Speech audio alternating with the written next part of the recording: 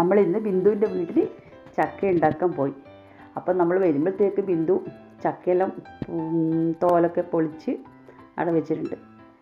സജി വന്ന് വേഗം ചക്കയെല്ലാം ചുളയും ചക്കക്കുരുവും രജിതി ഹെൽപ്പ് ചെയ്ത് എല്ലാവരും കൂടെ നമ്മളാക്കി. അപ്പോൾ ഒരു പകുതി ആകുമ്പോഴത്തേക്ക് ലീഷ മെല്ലനെ വന്ന് അതിനുശേഷം ലീഷ എല്ലാം ആക്കി. പിന്നെ നമ്മൾ ചിക്കൻ കറിയാണ് ഉണ്ടാക്കാൻ പോയത്. ചിക്കൻ, പിന്നെ മീൻ മുളകിട്ടത്, പിന്നെ പായസം, അങ്ങനെയൊക്കെ ആക്കി. ബിന്ദു എല്ലാം നേരത്തെ എല്ലാം ആക്കി വെച്ച്. അതിനുശേഷം സുമല വന്ന് ലീഷയുമായി സംസാരിച്ചിരുന്ന് പായസമായതിനു ശേഷം പായസത്തിന് മധുരം ഉണ്ടോ നോക്കി ടേസ്റ്റ് ചെയ്ത് പറയുന്നതാണ്. പിന്നെ നമ്മൾ ഭയങ്കര തിരക്കിലായിരുന്നു, പണിത്തിരക്കിൽ. അങ്ങനെ എല്ലാം ആയതിനു ശേഷം ബിന്ദു പറഞ്ഞ് നമുക്ക് അരിയെ കൊണ്ട് റൊട്ടി ഉണ്ടാക്കാമെന്ന്. അത് നല്ല ചിക്കൻ കറിക്ക് നല്ല ടേസ്റ്റ് ഉണ്ടാകുമെന്ന് പറഞ്ഞ് അങ്ങനെ ബിന്ദു റൊട്ടി ഉണ്ടാക്കി. അതിന് ശേഷം പറഞ്ഞ് നമുക്ക് ഒരു കുടുക്ക് പത്തൽ ഉണ്ടാക്കാമെന്ന്. എല്ലാം ഉണ്ടാക്കി. പിന്നെ ചിക്കൻ കറി ഭയങ്കര ടേസ്റ്റ് ഉണ്ടായിരുന്നു. പിന്നെ ചക്ക ഉണ്ടാക്കി. അതിനുശേഷം പച്ച ചക്ക കൊണ്ട് പായസം,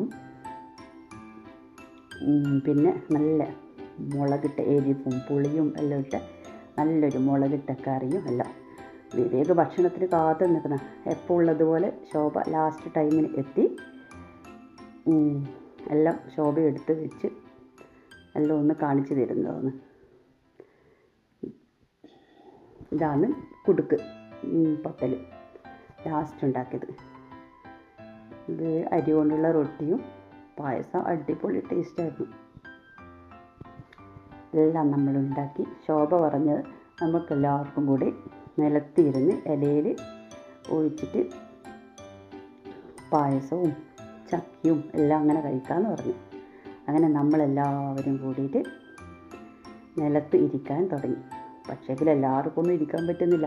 എങ്ങനെയോ മധുവിനെ പിടിച്ച് നമ്മളാടെ ഇരുത്തി. പിന്നെ ശോഭ എല്ലാവർക്കും വിളമ്പിക്കൊടുത്ത് എല്ലാവരും കഴിച്ച് താനൂർ ചക്ക തിന്നാൻ ചെന്നപ്പോ ചക്കയെല്ലാം തമ്പാനൂർക്ക് പോയെന്ന് കേട്ടു. തമ്പാനൂർ ചെന്നപ്പോ മാവില ചക്ക കഴിക്കുന്നു. മാവിലച്ചക്ക തിന്നാൻ പാടുണ്ടോന്ന് മാവിലായി ചെന്ന് കാരണവന്മാരോട് ചോദിച്ചപ്പോ അവര് പറഞ്ഞു ഞങ്ങൾ ഈ നാട്ടുകാരല്ല. അപ്പോൾ ഇങ്ങോട്ട് പോന്നു.